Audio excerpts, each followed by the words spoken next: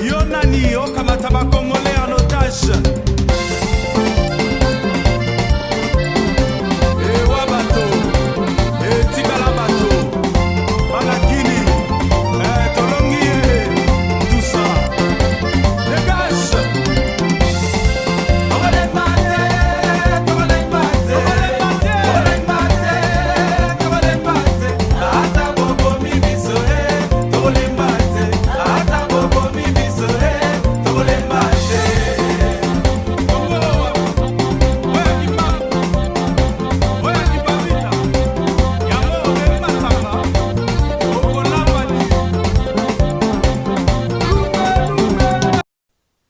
Implantation des réseaux terroristes en République démocratique du Congo. Honoré Ngwanda avait alerté depuis des années.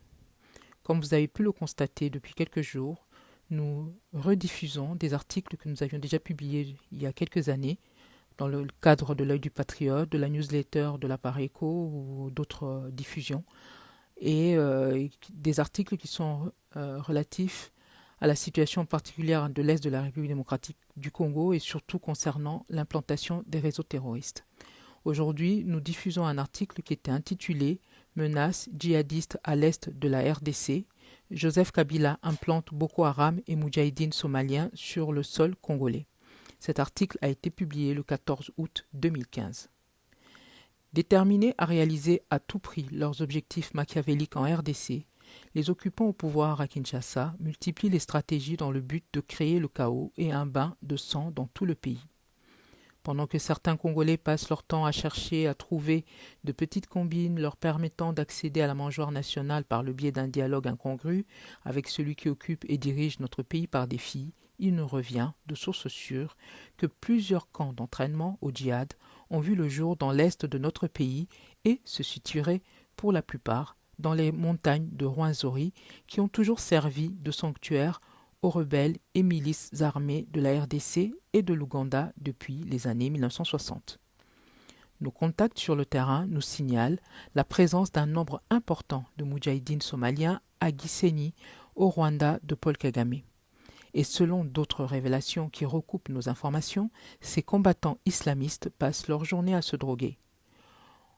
On fait état de l'usage de marwani, une substance naturelle d'origine végétale cultivée en Éthiopie, dont se servent les ennemis du Congo pour doper leurs combattants. En parallèle, des opérations de recrutement des jeunes de 9 à 16 ans se déroulent du côté congolais. Les jeunes gens sont recrutés suite aux promesses fallacieuses d'aller étudier en Occident et au Proche-Orient et se retrouvent finalement dans des camps de formation encadrés par des formateurs somaliens où les jeunes filles sont contraintes, après s'être converties à l'islam, au mariage avec les moudjahidines ou sont traitées en esclaves sexuels.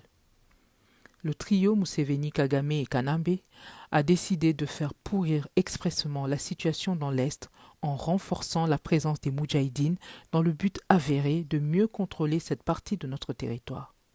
Cette déstabilisation permettrait à ces frères génocidaires de conforter leur influence dans cette zone meurtrie.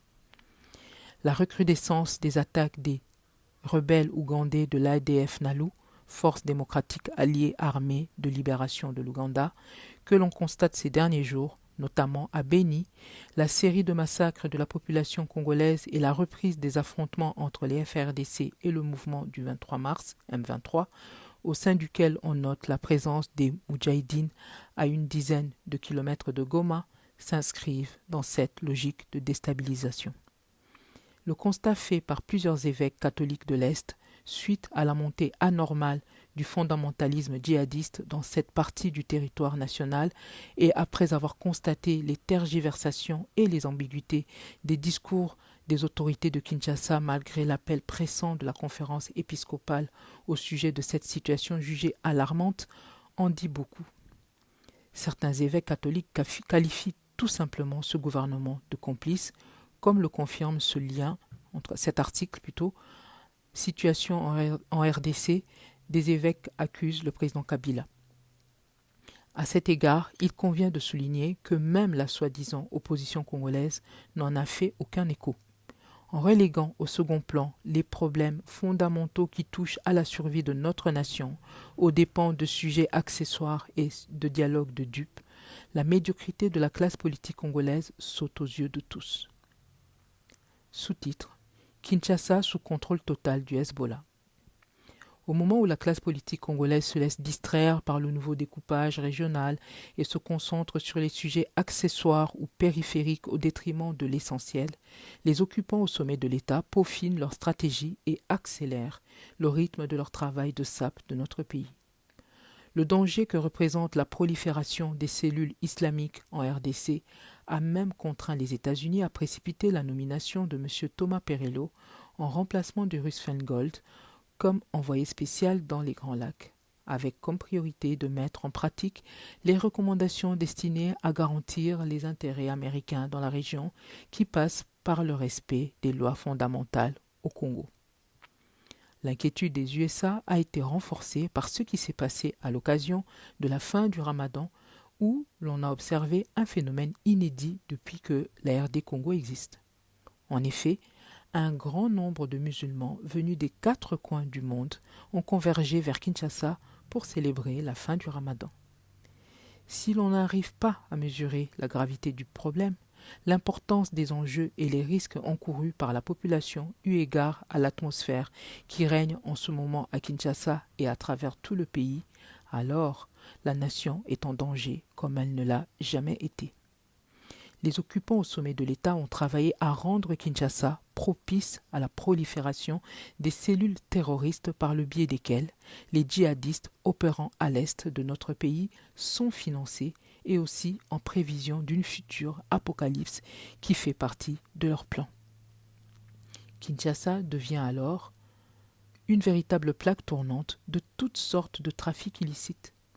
Sous la fallacieuse rhétorique de l'amélioration du climat des affaires à Kinshasa, le gouvernement d'occupation, en connexion avec certains hommes d'affaires, à l'instar des Indo-Pakistanais, n'est pas sans savoir que ces derniers financent les djihadistes en République démocratique du Congo par l'intermédiaire de leurs casques bleus basés à l'Est.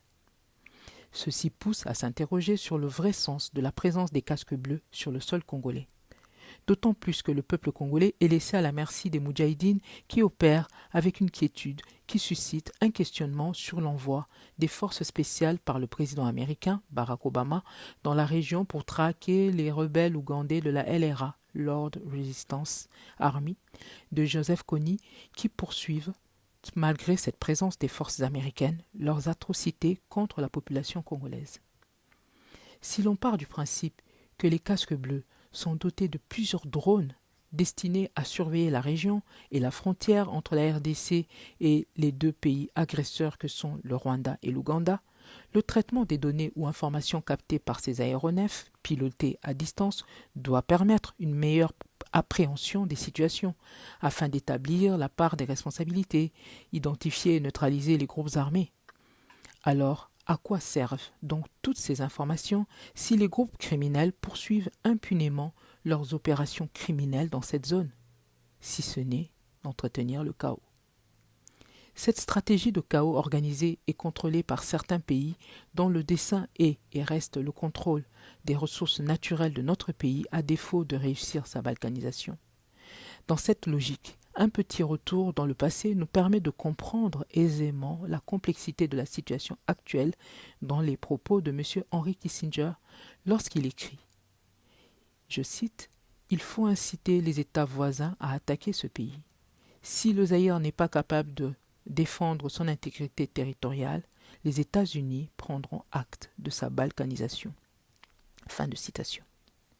Les propos de cet ancien secrétaire d'État américain ne montrent-ils pas clairement que cette communauté internationale, que certains politiciens à la recherche de positionnement n'arrêtent pas de claironner au point de nous casser les oreilles sur l'impact positif de sa présence au dialogue avec l'occupant, n'est qu'une illusion. À la lumière de cette déclaration d'un représentant de cette communauté internationale, de la montée du terrorisme à l'Est et du comportement de la classe politique congolaise, nous ne pouvons que constater à quel point nombreux sont, parmi nos politiciens, ceux qui ont une mauvaise lecture de la problématique qui risque de redessiner la carte géopolitique de la région des Grands Lacs et partant des intérêts occidentaux dans cette partie du continent qui compte environ 150 millions d'habitants. Sous-titre: L'histoire n'est qu'un éternel recommencement. Notre bonheur ne viendra jamais de l'Occident. Le combat de la libération est avant tout une affaire des Congolais eux-mêmes.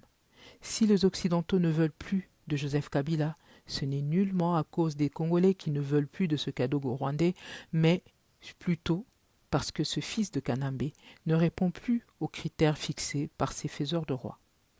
Pour ne pas courir après les événements, nous devons rester prudents et faire attention au double langage des puissants de ce monde, destinés à créer le doute dans notre comportement. Nous devons écrire notre propre histoire, comme l'a souhaité Patrice Emery Lumumba, en nous mobilisant comme un seul homme pour mettre un terme à l'occupation et pacifier notre pays. Quoi qu'il en soit, le peuple congolais a fini par comprendre l'enjeu réel qui se cache derrière cette communauté internationale et ces candidats à la mangeoire qui continuent à exposer notre pays à la prédation des multinationales au point de rendre notre pays vulnérable où toute organisation criminelle peut se permettre de venir opérer librement en massacrant les Congolais, seront surpris par l'assaut final d'un peuple en quête de liberté. À bon entendeur, salut. Paris, le 14 août 2015. L'œil du patriote. L'article était rédigé par Joseph Makunga, directeur de cabinet adjoint du président national de la Pareco. À l'époque, aujourd'hui, M. Makunga est trésorier général de la Pareco. L'article est à lire sur www.info-apareco.com.